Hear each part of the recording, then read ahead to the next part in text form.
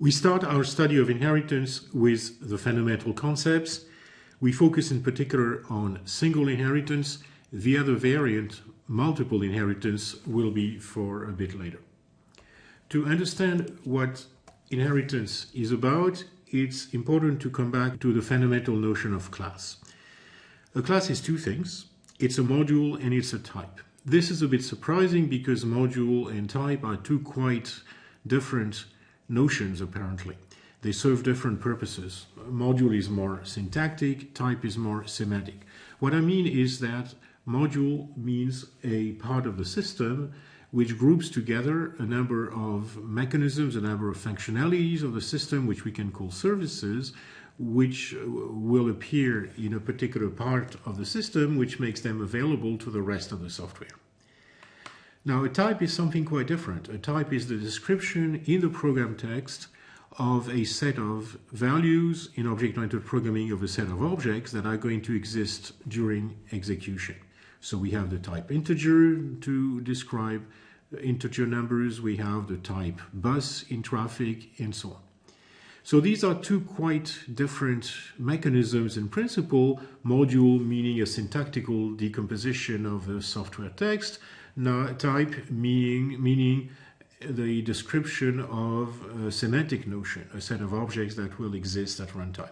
And what's remarkable with the class is that it serves both purposes, and the connection is right here.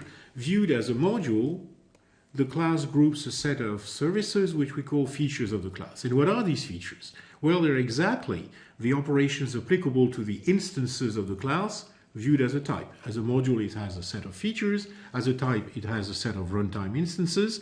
And the features are exactly the operations that are applicable to instances of the class. So, for example, if we have a class bus, it will have features such as stop the bus, move on, what is the speed of the bus, what is the number of passengers.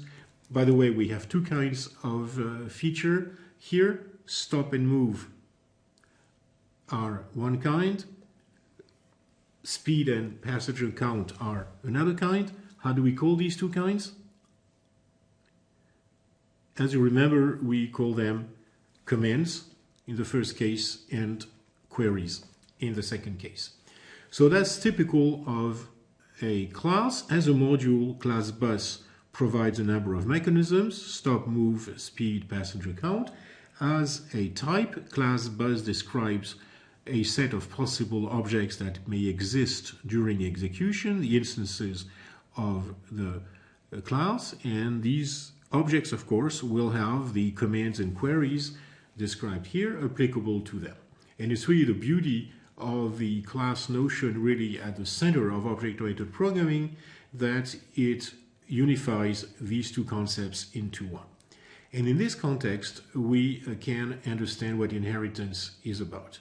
The principle is to be able to describe a new class, not from scratch, as we've done so far, but as extension or as specialization of an existing class. I'm saying of one existing class, but a little later we'll discover multiple inheritance, which enables us to describe a new class from not just one existing class, but several. The words extension and specialization appear contradictory at first. Are we extending or are we specializing? Well, the apparent paradox is easy to resolve. Extension is the module viewpoint. We're going to add features. Specialization is the type viewpoint. We are going to take a subset of the existing instances, or I should say from the instances of the existing class. So if B inherits from A, as modules, as B and A considered as modules, it means that all the features of A are also features of B. And if we look at them as types, it's what is known as the ISA relationship, in the sense of every apple is a fruit, every sedan is a car, every Swiss is a European, and so on. That is to say, a certain category is a particular case of another category. So more precisely, in programming terms, what this means is that if B inherits from A, whenever we expect an instance of A, it will be okay if someone gives us an instance of B instead. That's what we mean by is-I relationship. And this is going to have, as you may guess, an influence in particular on what we can do with assignment. If I'm assigning Y to X, then normally so far we've expected that the type of Y and the type of X be the same, but in fact we will be able to have for Y a more specialized type, that is to say a type that inherits from the type of X. But this is for the second sub-lecture. For the moment we concentrate on getting some terminology right. The words are important here.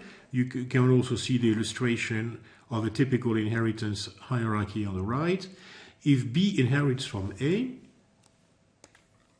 as at the top of the figure, we say that B is an heir of A and A is a parent of B. For a given class A, like the top class on at the top of this figure, we also have the notions of descendant and proper descendant. The descendants of A are A itself and recursively all the descendants of the heirs of A. This definition sounds a bit strange. It's a recursive definition, so you maybe have to take a little while to take a little time to look at it and understand that it really is correct. It means what I want it to mean, which is that in the particular example, in this figure, the descendants of A are A, the heirs of A, meaning in this case just one, B, and then the heirs of the heirs, we could say the grandchildren of A, like C and D in the figure, and so on, E. So all the classes shown here, including A itself, are considered descendants of A. So by convention, a class is one of its own descendants. If we want to exclude the class itself, in this case, if we just want B, C, D, and E, we use the term proper descendant. Now, you will also find the term subclass used here. I tend to stay away from the term subclass because it's a bit confusing. Sometimes it's used in the sense of heir, that is to say immediate, direct descendant. Sometimes it's used in the sense of proper descendant. So it's better to stay away from that term and to use the more precise terms mentioned here: heir, descendant, proper descendant. The other way around, we have ancestor and proper ancestor, so the definition should be pretty obvious. So for example, please tell me what are the ancestors of C.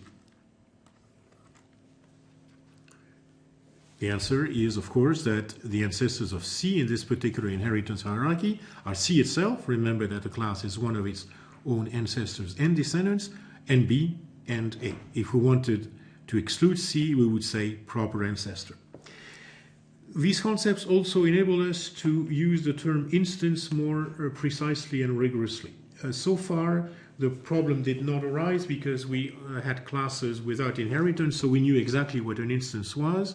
An instance of a class is an object that is obtained by applying a creation instruction on the target of the corresponding type, or a duplicate, a copy of such an object. But now it's a bit more complicated because we have, for example, instances of A itself, but we might also consider instances of B, C, D, and E. So the convention will be the following. If we have an object that is created directly from a class, from the pattern given by a class, like create X, where X is of exact type A, then we talk about a direct instance of A. On the other hand, in most cases, when we have a direct instance of B or C and so on, we also want to be able to treat it as an instance of A. So the notion of instance will now be defined as follows. An instance of A is a direct instance of A or any one of its descendants. Actually, we can define this formally as saying that an instance of A is a direct instance of a descendant of A. This sounds again a bit strange, but it's the correct definition.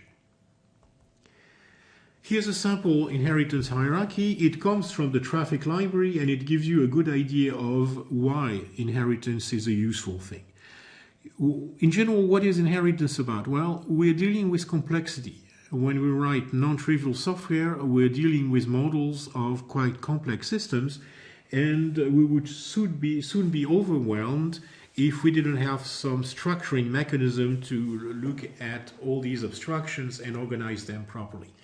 And it's the same thing that happens in science. When we have lots of variants of a notion, we organize these notions into a hierarchy. This is, for example, what biologists do by having categories such as animal, mammal, and so on. So a dolphin is a mammal is an animal. We are used to these hierarchies, and that's really what inheritance is about, organizing complex systems into some kind of hierarchical structure through classification.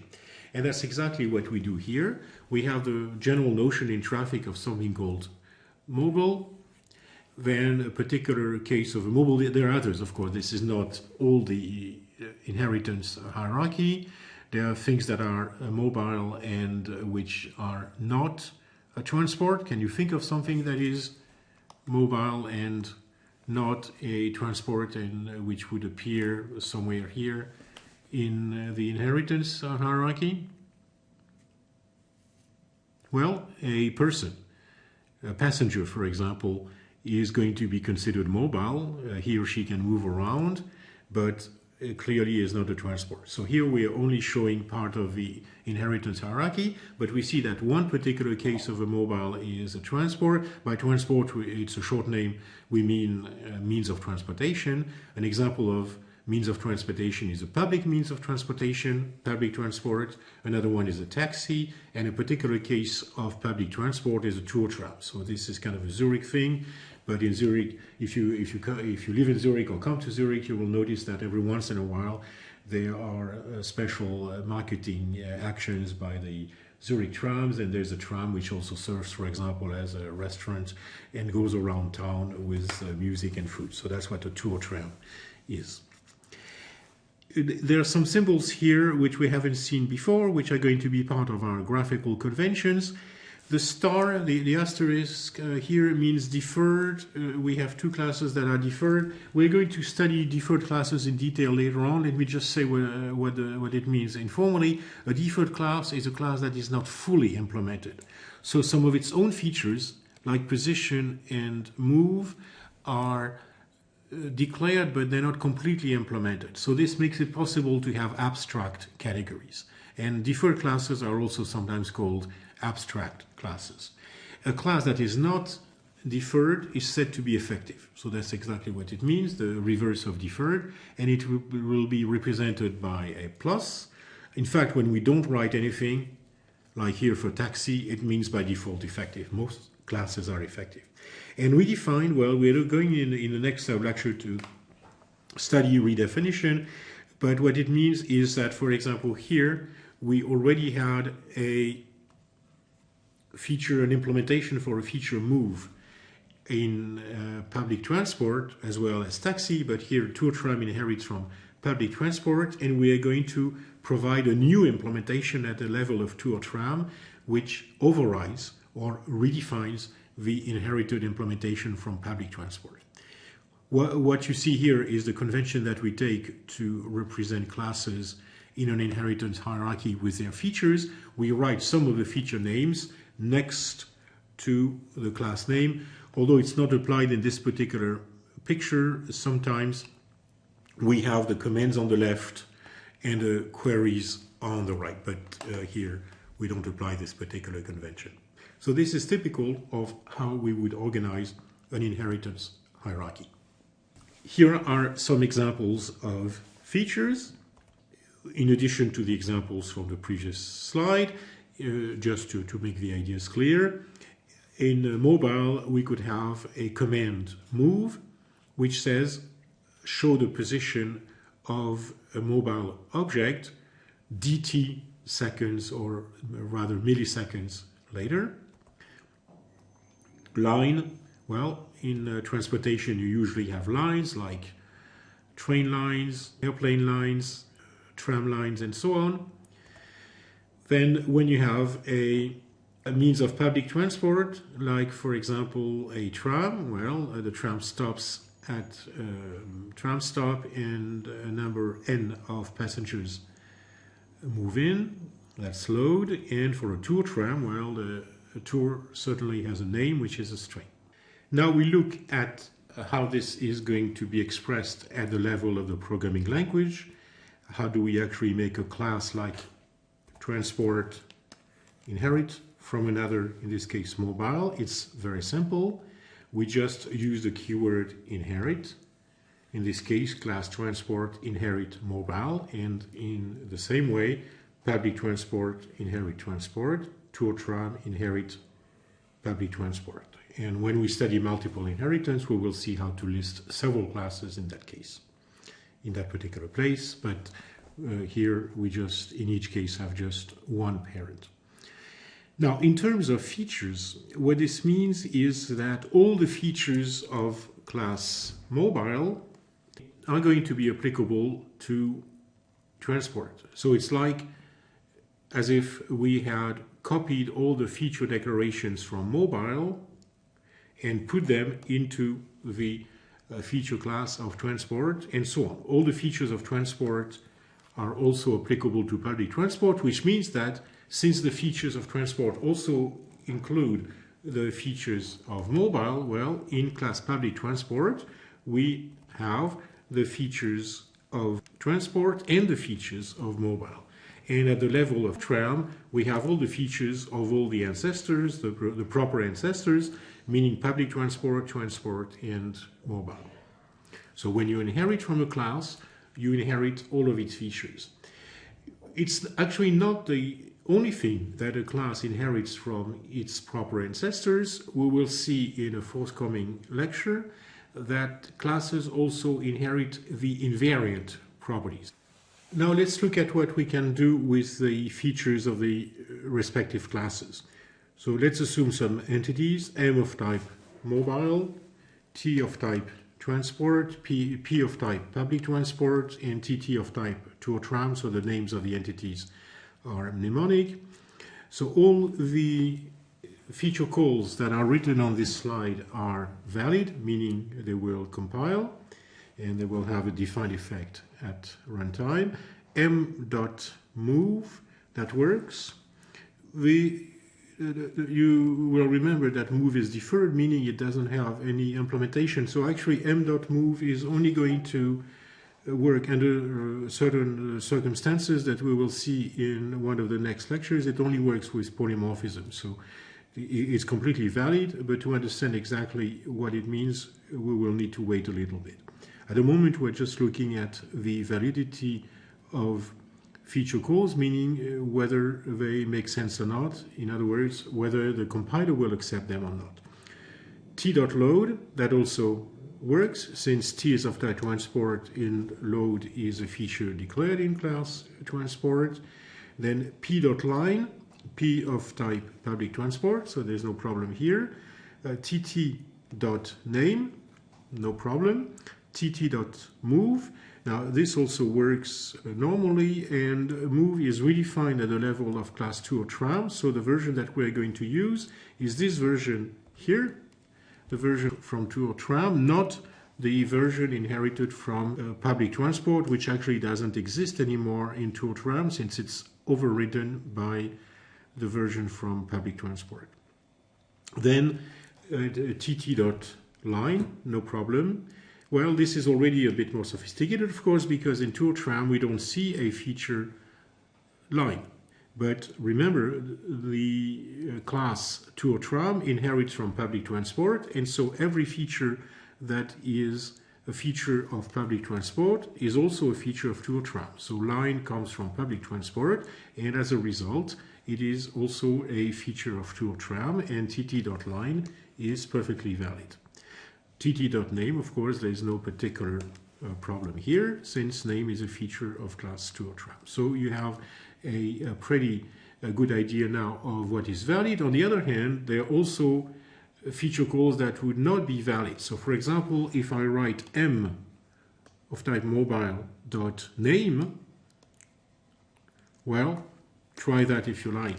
With the compiler, it is not going to work. The compiler is going to tell you m is of type mobile, and I don't see any feature called name in class mobile. So go home and do it better. The last part is not in the compiler error message, but you get the idea. This also enables us to define precisely what is meant by a feature of a class. A feature of a class is either a feature which is declared in the class itself, or it's a feature that comes from a proper ancestor. So technically, we talk about immediate features and inherited features. An immediate feature is a feature that is declared in the class itself. We also say in that case that the class introduces the feature. And an inherited feature is a feature that comes from one of the parents of the class, really meaning that it comes from one of the proper ancestors of the class, because the features of the parent recursively are themselves either immediate, meaning that they come from the parent itself, or inherited, meaning that they come from one of its own parents, a grandparent of the original class, or somewhere higher up the inheritance hierarchy.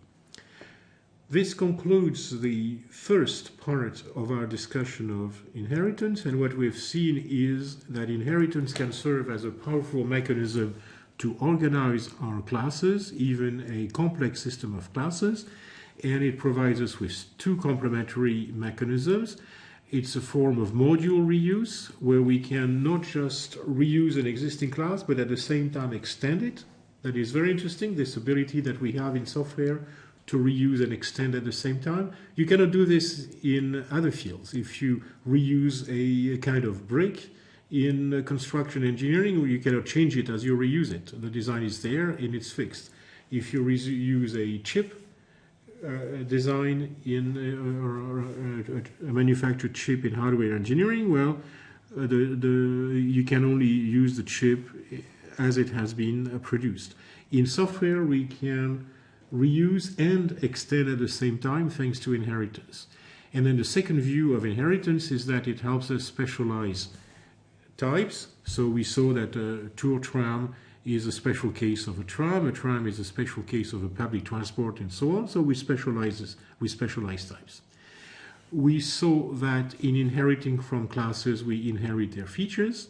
We saw that there are two ways to be a feature of a class. One is to be declared in the class itself. This is known as the immediate case.